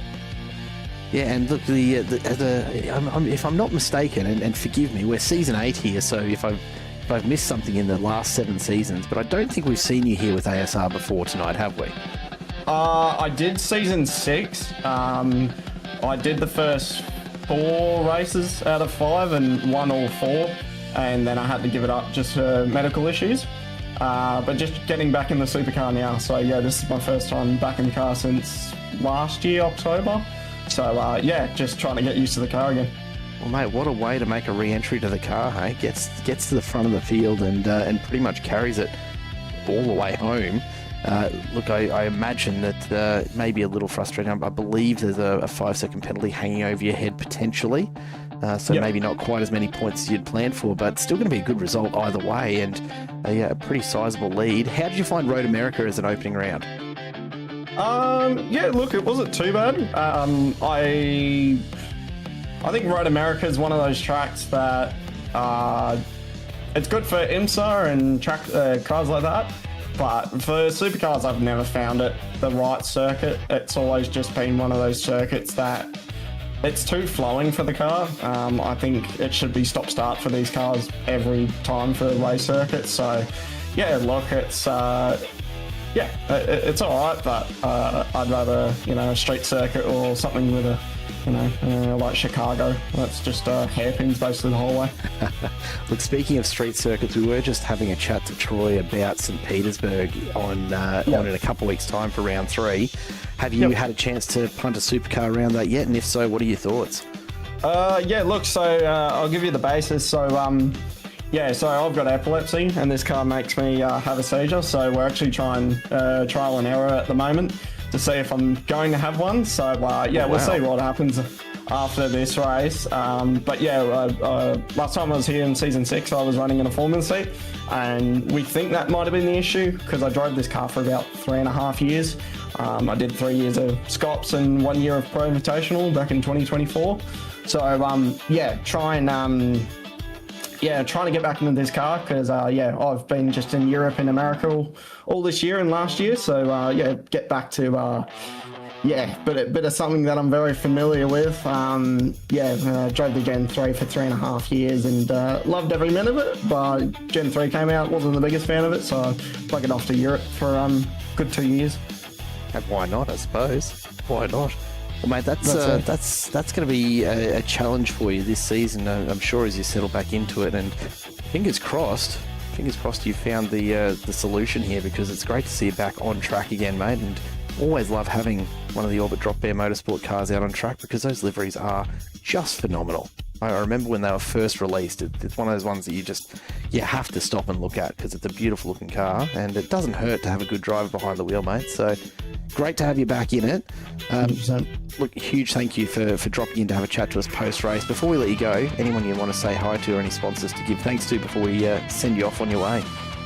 Yeah, no, thanks to you guys. I appreciate the broadcast. I'll have to go and watch back. Let me pull up the sponsor list, because someone will kill me if I get it wrong, so give me a second. Give me 5 seconds, guys. Sorry, I should have been prepared. Well, mate, you can't always expect to win either, can you? No, that's it. So major sponsors, Logitech G, just came on board. So rebranded, naming rights of ODBM. So that's been changed to the Logitech G ODBM. And then iLiveries, who makes the beautiful paint, Revolution Race Gear, and then our other sponsors, Incozy Engineering Solutions, Sam Blacklock Media, Hybrid Racing Simulations, and Fight CRC. Well, awesome to get the chance to chat to you here tonight, Connor. Congratulations again on the results, and fingers crossed we get to chat to you again a couple more times this season, hey? Yeah, we'll see what happens. But yeah, no, looking forward to St. Pete. I do want to finish on your question, but yeah, St. Pete should be awesome. I'll be racing there pretty much the whole of next week. I've got about 3 IndyCar events there next week. So be there all week and just rock up and see how we go. Fingers crossed, mate. Well done tonight, and congrats on the results. Hopefully they keep coming your way over the course of this season. Yeah, let's hope so. Thanks, guys. Connor Nixon there takes the on-track win tonight. Isaac, we'll have to wait and see how that plays out post-race, but what an opening round, and so much more to come still ahead in this season. Yeah, this is only just the beginning, the tip of the iceberg, if you will. we have quite a exciting calendar coming up. 10 rounds, and we've been at Road America, we now go to Road Atlanta. Actually get both the roads out of the way. Then we'll go to St. Petersburg, Virginia, Long Beach, Coda. So a lot of American tracks.